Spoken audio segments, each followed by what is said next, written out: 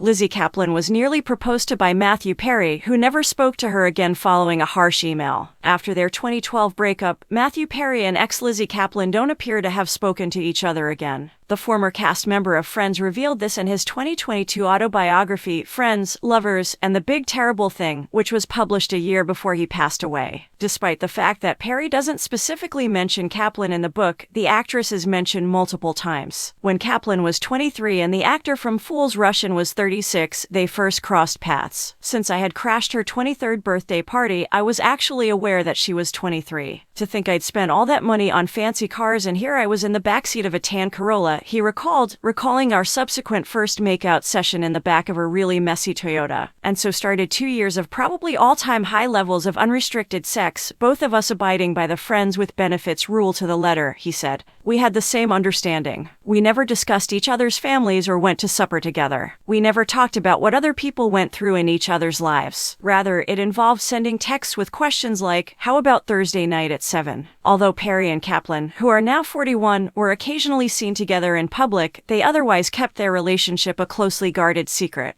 It had transformed into affection. One of the most normal times in my life was this one. It's true that sometimes I would take 1 or 2 OxyContin accidentally, necessitating a 6-day detox, writes Perry. However, the bond between us had grown to the point where I had to ask her a question right away. "I think we should stop fooling ourselves," I said one day. She said, "We love each other," and she didn't argue. "I really did adore her," he wrote. That being said, the fact that we both had a strong passion for our jobs helps to mitigate our intimacy problems. Who knows, maybe she was afraid of me abandoning her as well as my intense fear of her leaving.